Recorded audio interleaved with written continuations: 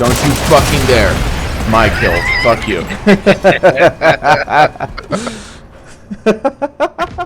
Hello, whoever may be watching. My name is Taylor, and I have Dan with me today. Haha. We're doing something a little different with the channel that we hope everyone likes, including ourselves. Dan and I are fairly large Horde Mode fans in games, so we thought it would be fun to play and review as many of them as we can. This is our first try with this, so bear with us. Maybe it'll pay off in the long run, maybe it'll crash and burn. It's going to be one of the two. We shall see. First game we decided to talk about is Sniper Elite 5.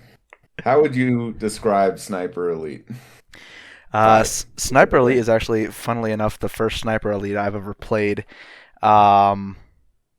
So I was new to it. I'm used to, like, when I think hordes, I always thought, like, the run and gun, like, blasting people, just getting overwhelmed. But Sniper Elite was just different in a nice, cool way because it's Sniper Elite.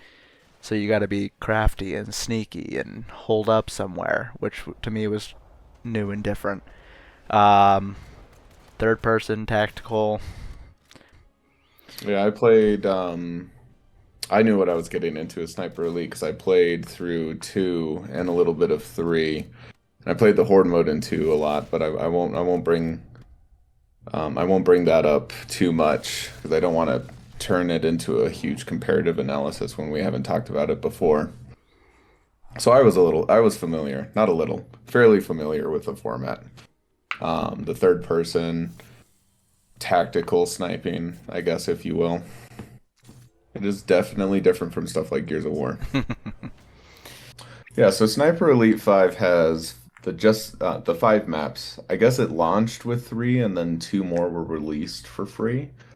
So that's pretty cool. Free maps is always cool.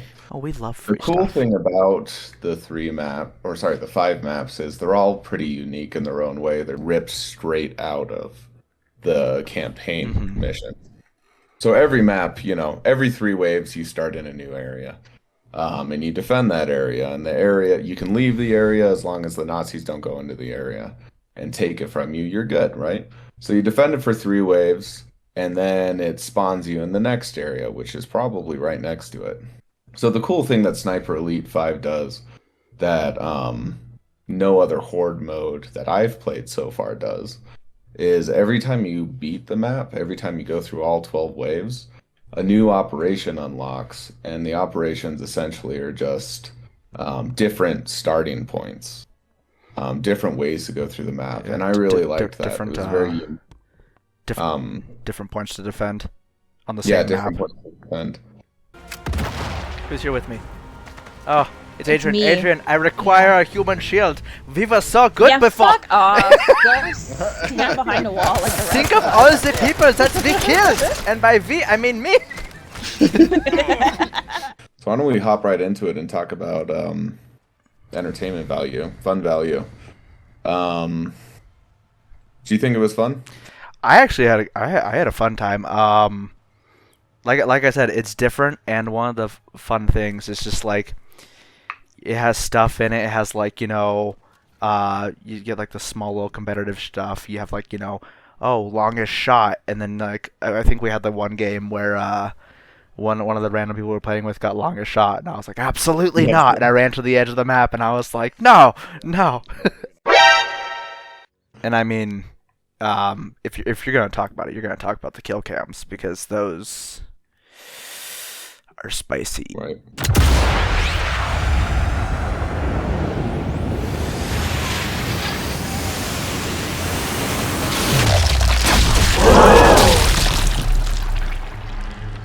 They're kind of like bread and butter, I think. When you think about what draws people into Sniper Elite, what makes Sniper Elite a little bit different, and I haven't actually looked at and seen if the first game is this way, but the series as a whole, it's like those executions, those X-rays. Yeah. Every time you get a long shot, it's so crunchy. It's so crunchy, it's so good. You get to see their innards. Sometimes their testicles. Yeah, we introduced you to the testicle shot, and you couldn't stop. I was all about that. go out of my way to do it. There's just something so fun about watching somebody's insides blow up. Maybe that sounds a little crazy when you say it out loud, but that's definitely a big draw for me, and I imagine a lot of people. Yeah, yeah. I think it is one of those horde modes that like it's fun.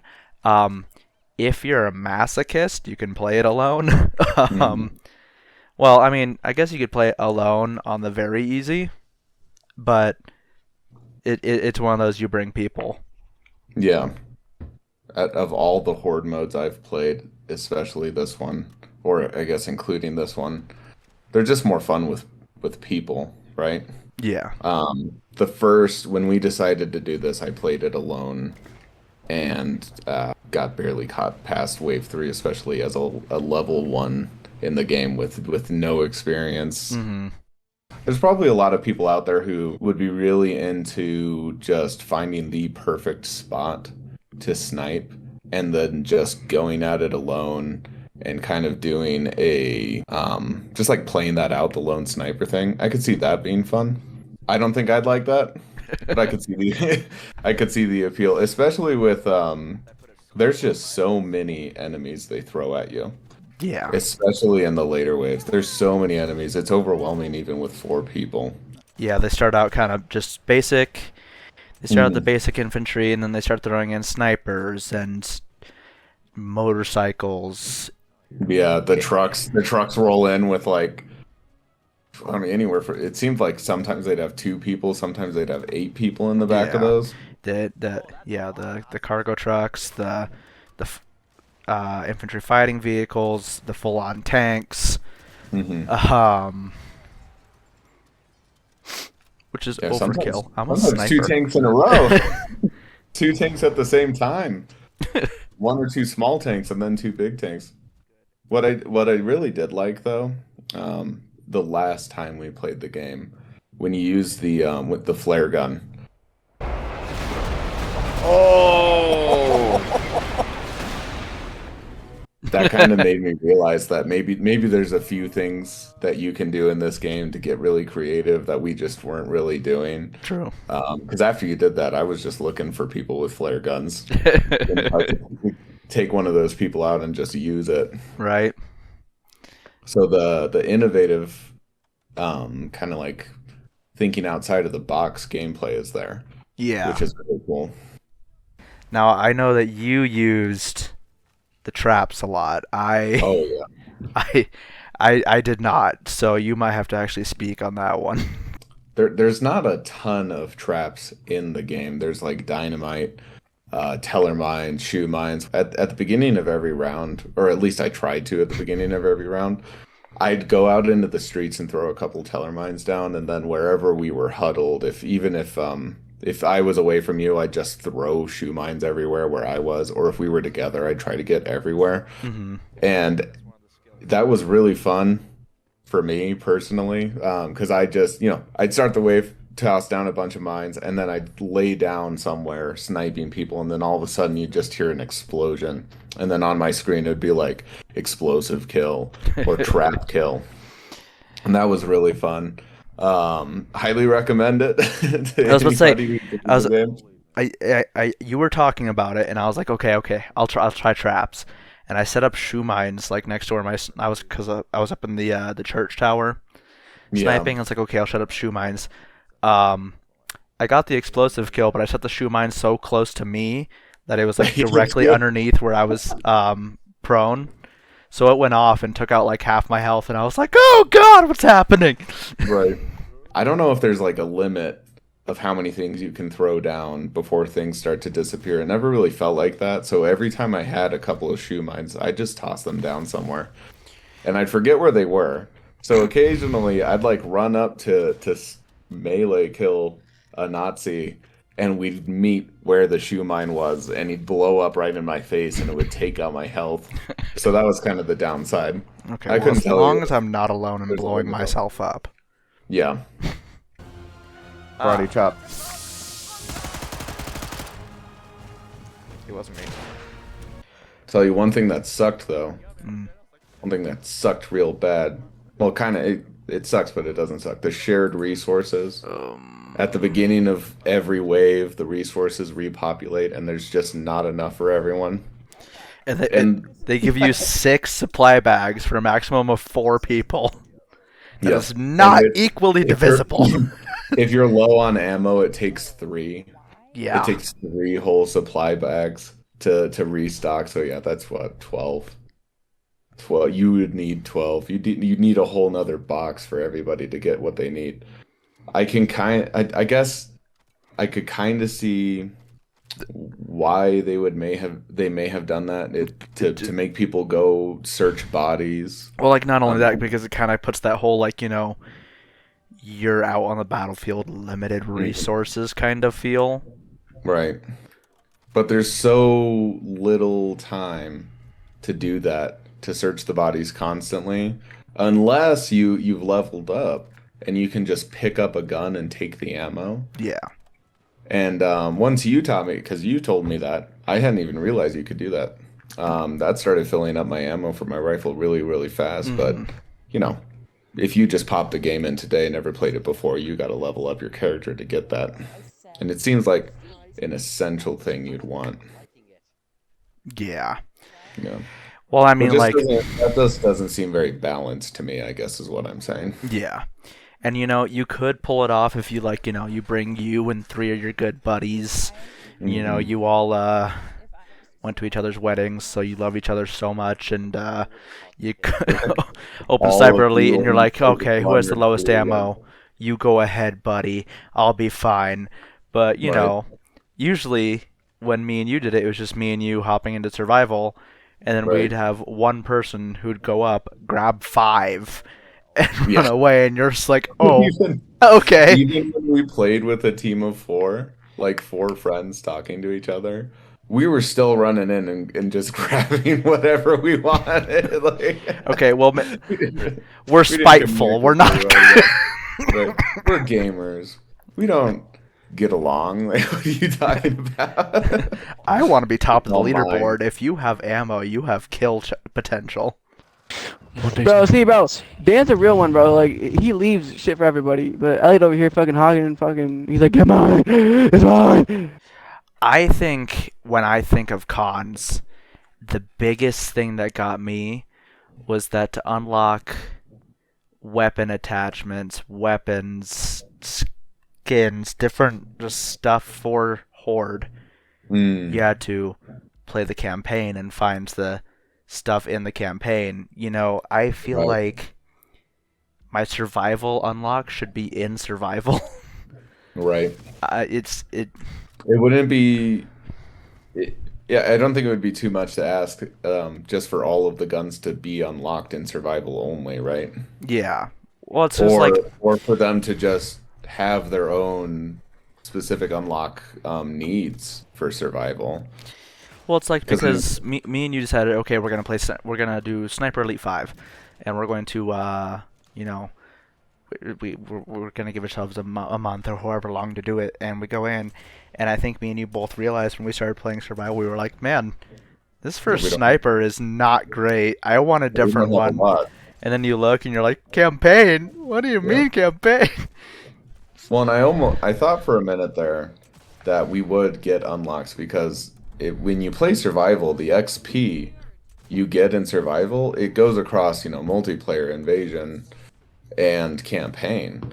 So in my head, I thought, oh, maybe the guns will unlock too. But then, yeah, we went in, we looked at what we need to unlock it, and, you know, right there, campaign, mission 1, kill list. Yeah. Kill someone with a banana. Like, as 2 people going in specifically to experience the Horde mode. Which is like, we're in the minority, I imagine. Yeah, that's true. Yeah. If you're going to a game, you're like, okay, I want to play Horde mode. Me and my buddies are going to go and we're going to play Horde mode. Right. And then you realize, okay, I have to play all the missions of the campaign and get the secret unlocks, find all the workbenches, do all the kill lists in order to have the gun I want. When, you know, if it was all in survival, like, oh yeah, me and my buddies can just bash our skulls against our, you know, PC, Xbox, whatever, for however long, and we'll just unlock things over time. So. Yep. That would have definitely been better if it worked that way. I agree. Oh. That's ouchie wawa. Oh yeah, another thing I wanted to complain about, which I'm not sure if I even want to complain about it anymore, was it can be repetitive because you're just doing your 3 waves. At the end of 3 waves, a tank or 2 comes in. Maybe it's a small tank, maybe it's a big tank, and then you move on. Next 3 waves, tank or small tank comes in. Move on, and then on wave 7, tougher enemies come in, and on surface value, it definitely feels like it gets too repetitive. But that last game we played, we had just done so much new that I don't know, it just didn't feel repetitive on that point. That, and we were trying a new operation. Even though we were going through different locations, it felt fresh, it felt new, and the ending point was really cool because we were on that hill. Yeah. From all the Nazis, and that was awesome. Surrounded by trenches. Unlock those, yeah. If we didn't unlock that new operation, we would have never experienced that. True. I think the last game we were trying each other's loadouts. Yeah, we were trying each other's loadouts. I blew myself up with a shoe mine. Yeah. I went on my machine gunning spree. So I might have to take that one back. Damn you, Taylor. Just trying to show you who's gonna get the most kills. Oh my god, it literally told me on my screen that I incapacitated him too. Nice. So that means our bullets must have hit at like the same time. What did you think of the graphics? So this game came out last year, 2022. Personally, I thought it looked good. It didn't, obviously wasn't groundbreaking, wasn't amazing, but it looked good. Yeah.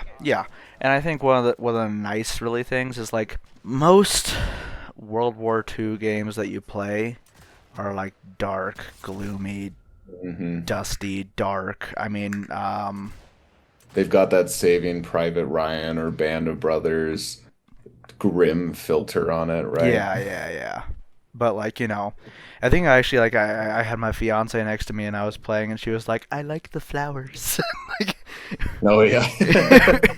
Because like it's like this nice French. Is it French? Is French? It's like this nice French countryside with these lovely little cottages and flower fields and all this different stuff. So it's like we're kind of getting out of the usual dark, grim trenches. It definitely looks very unique for a World War II game. And I was thinking that specifically, I think it might be Mission 5 of the campaign. When you cross the river on the bridges to get to that island city, I was really amazed by just how bright and vibrant everything looked. And there's, you see that in Horde mode too. Yeah. There's just so much color. It's not grim, except for that one map where everything's on fire. And even that, there's still a whole lot of color in it. It's not like this gray filter. You've got the reds, all of it looks warm, I guess, with color. Yeah. So that's really nice. I see what you mean by groundbreaking though. Whenever I think of groundbreaking graphics, I think of like the Crysis games or the Crysis engine. Right. The time that when they came out, like it was just so much shinier than everything else at the time. Right. It wasn't bad, but yeah, it wasn't bad. It was a game made in 2022. It was good. Yeah, it was good. It just didn't look amazing. But there is one thing that did look amazing, and it was the kill cams. Oh yeah. I mean, when you think of the word X-ray kills, a lot of people probably think of the Mortal Kombat X-rays, those visceral, brutal, bone-shattering effects that they have in those games. But I would argue that they do it better in Sniper Elite 5.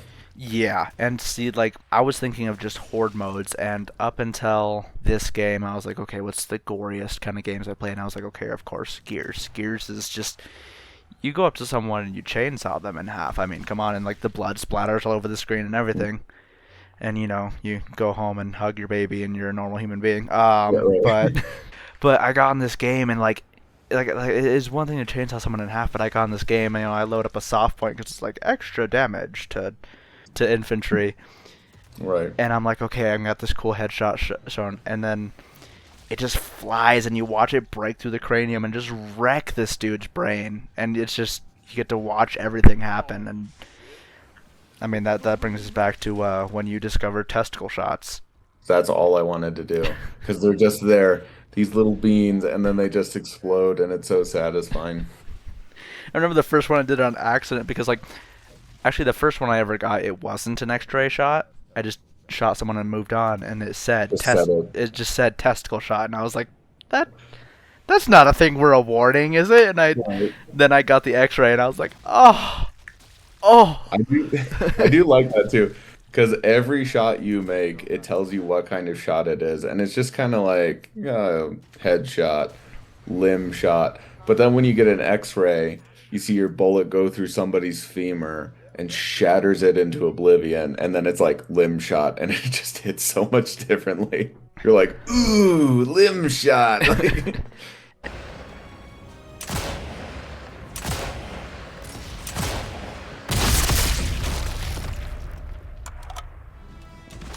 How'd you feel about sound? My experience with the sound was complicated because most times I played this game, I had the sound really low because of my kids. Yeah. So it was really hard for me to play super late at night with it. I brought out one of my old stereo headsets for the PC this last time we played, and I wore that, and I could really, really hear. I cranked up the volume in my headset, and I could hear the bullets coming at me from every which direction. The explosions just felt so powerful with the sound on, and it was really good. It really changed the experience completely. Oh yeah. I mean, I barely had the sound on at all. So going from that to having bullets flying all around me and me hearing out every single one of them, it was quite the change. Yeah. I think one of the things I noticed about it, like, we all... Do you remember when they first started introducing the headsets or the games? I think it was the games that, like, had the omnidirectional kind of sound. Like, if you were getting shot at from the left, it came out of the left. Mm-hmm. I noticed it a little in survival, but honestly, when there's only a couple people left, it kind of shows you where they are. Yeah. If you're not playing authentic. Right. Out of survival, in Sniper Elite still, I think the biggest place I noticed it was the Axis invasion. So, you join someone else's campaign trying to kill them, and I'm just sitting there listening, and I hear bullet shots. I'm like, okay, they're to the right. Okay, now I have to listen for another shot. Oh, okay. Now I'm closer. It adds to it. It really makes you kind of have to sit there and think. Yeah, and I did experience that a little bit when the numbers were dwindling. But the main thing that would catch my attention is a tank engine. As soon as I heard that, I knew exactly where it was coming from, so that was really helpful. Yeah. That bit of sound design. That's gonna be a gross from me, sir. That's a nah from me, dog. All right. So the concept, we've kind of touched this at the beginning too. The concept of this horde, what makes this horde unique? Unlocking different operations definitely makes let me restart. Unlocking different operations makes each map feel pretty new, pretty fresh. Moving the locations every 3 waves also makes it feel new and fresh. Like you're not sitting in the same place over and over again. Although that would there's probably an argument to be made that would be nice too, just holding out the entire time. So as far as concept goes for me, those are kind of the 2 things that really make it stand out from every other horde mode. The biggest downside of that being each location you're at. I've never really found that there's really great, really obvious sniping areas. which is kind of a bummer. I think the church But was at the the one we same found. time, The church was like the only one we found. yeah, We were like, oh, the church was the obvious outlier, but not it didn't feel like every map had that. Maybe I yeah. just didn't try too hard. But that's also probably part of like that realism appeal to it. Like I'm sure yeah, if you were in France and during World War II as a sniper, you're probably not sitting there thinking like, "Oh, thank God this area has the greatest sniping locations known to They man." put in my skyscraper. No, Fantastic. exactly. But at the same time, like it's a video game. It would have been nice to have that. That church was really good though, because no matter where the objective was, we could rely on that church unless the objective was too far away. Yeah, So it'd just been nice to have more of that. true. What makes this horde different? I mean, like I said, it's a sneakier horde. Running gunning is really just when you got overwhelmed and you're screaming and running for your life. Um, like I said, it was my first sniper elite, and we were talking about like those different things of like the realism, like um, we were just talking about sniper locations, sound, the look of the landscape. If you turn it on authenticity, you have to account for bullet drop and wind and all this different authentic stuff. But because I've never played Sniper Elite, I went in, I totally expected it to be first person because I've tried many times. I cannot see myself in real life third person walking around. I've tried, but Oh God. Continue. just a GoPro behind me.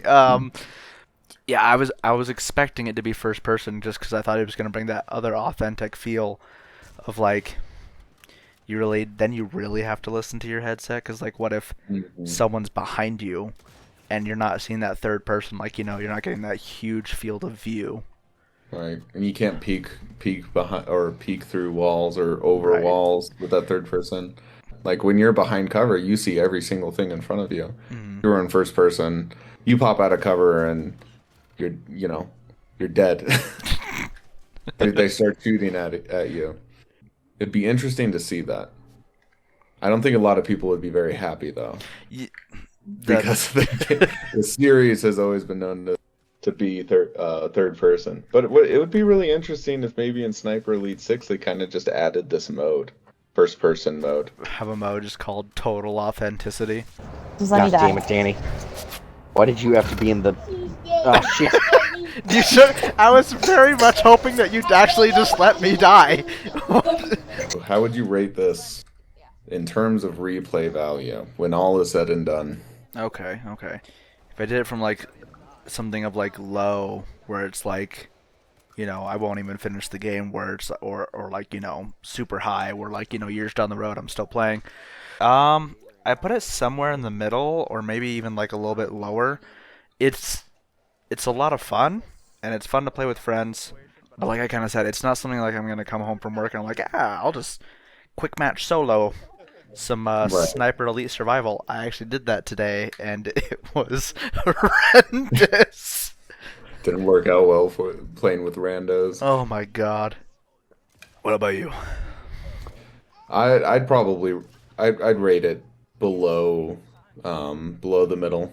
If you have like low and you'll never come back to it, high you're coming back all the time, and in the middle you're playing it for a few weeks to a few months, having fun. I'd rate it below that. Reason being, after you've unlocked everything, unlocked all the weapons, unlocked all the operations, it just seems like there's going to be a certain point where it feels like you're doing the same thing over and over again. There's that repetitiveness that I mentioned earlier that I'm kind of on the fence about. But also, like, part of the fun of all this stuff is unlocking things. So once you've unlocked everything and experienced all the operations, I just can't see you wanting to keep going. Okay. So I have to ask you a question. I'm gonna play devil's advocate here for a second.